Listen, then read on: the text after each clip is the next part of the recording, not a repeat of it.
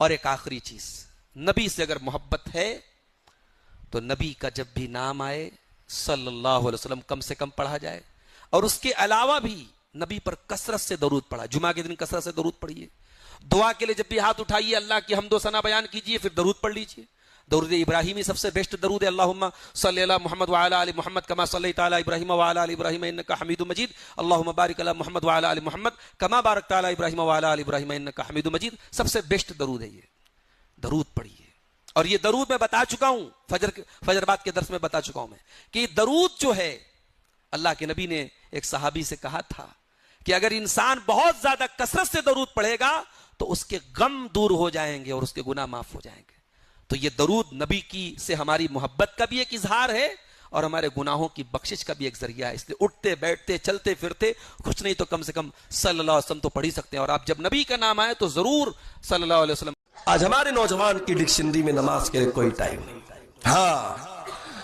نعرہ لگانے کے لیے تم آگے، نبی کی محبت کے نام پہ نعرے لگوا لو، اس سے نبی کی محبت کے نام پر بڑی بڑی باتیں کروا لو اس سے۔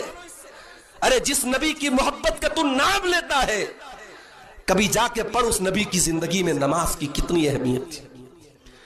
فجر کی نماز کی جو 2 رکعت سنت ہے، فرض کا ثواب چھوڑ دو، فرض کا تو بہت بڑا ثواب ہے، جو اس کے پہلے 2 رکعت سنت پڑھی جاتی ہے، اللہ کے پیارے نبی فرماتے ہیں کہ دنیا کی تمام نعمتوں سے بڑھ کر کے، تمام چیزوں سے بڑھ کر کے وہ 2 رکعت سنت ہے۔ جو فجر کی 2 رکعت سنت پڑھ لیتا ہے اس کو دنیا کی تمام دولت سے بڑی دولت مل گئی میرے پیارے بھائیوں۔ اور جو فجر کی نماز جماعت کے ساتھ پڑھتا ہے، اللہ کے پیارے نبی فرماتے ہیں فَهُوَ فِي ذِمَّةِ اللَّهِ، وہ اللہ تعالیٰ کی ذمہ داری میں آ جاتا ہے، وہ اللہ تعالیٰ کی حفاظت میں آ جاتا ہے۔ ایک دعا سکھاتا ہوں، اگر تقریر میں یاد نہیں ہوتی ہے جا کے قرآن کھول لینا، 19ویں پارے میں سورہ فرقان کے آخر میں یہ دعا مل جائے گی، جا کے قرآن میں سے دیکھ کے یاد کر لینا، بڑی پیاری دعا ہے۔ جب دعا کے لیے ہاتھ اٹھایا کرو یہ دعا ضرور پڑھا کرو، یہ دعا بڑی پیاری دعا ہے۔ اس دعا میں انسان اپنے پریوار کے لیے دعا کرتا ہے، ربنا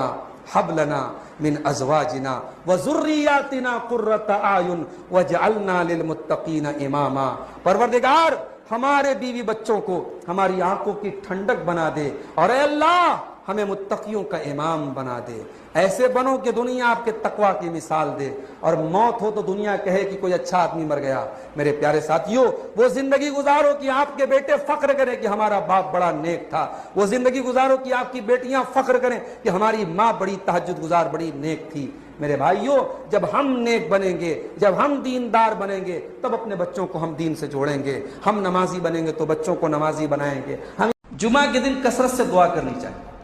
جمعہ کے دن کوئی وقت ایسا ہے، کوئی گھڑی ایسی ہے جو قبولیت کی گھڑی ہے۔ اللہ کے رسول صلی اللہ علیہ وسلم فرماتے ہیں، صحیح بخاری کی روایت ہے، ان فی الجمعۃ لساعۃ لا یوافقها عبد المسلم، جمعہ کے دن ایک گھڑی ایسی ہے کہ جب کسی مسلمان بندے کو وہ گھڑی مل جائے، وہو قائم یصلی، اور وہ بندہ کھڑا ہو کر کے نماز پڑھ رہا ہو، یسأل اللہ شیئا، اور اللہ سے کوئی چیز مانگ رہا ہو، الا اعطاہ ایاہ، اللہ تعالیٰ وہ چیز اس کو ضرور دیتا ہے۔ اور آپ صلی اللہ علیہ وسلم نے اپنے ہاتھوں سے بتایا کہ وہ گھڑی جمعہ کے دن بہت تھوڑی سی ہوتی ہے۔ علامہ ابن قیم کہتے ہیں کہ یہ جو گھڑی ہے یہ امام کے ممبر پر بیٹھنے سے لے کر کے نماز کے ختم ہونے تک ہے۔ امام ممبر پر جب بیٹھتا ہے اس وقت سے لے کر کے جمعہ کی نماز کے ختم ہونے تک یہ وہ گھڑی ہے جمعہ کے دن۔ ایک قول تو یہ ہے، دوسرا قول یہ ہے کہ عصر کے بعد، یہ 2 قول ہیں اس سلسلے میں۔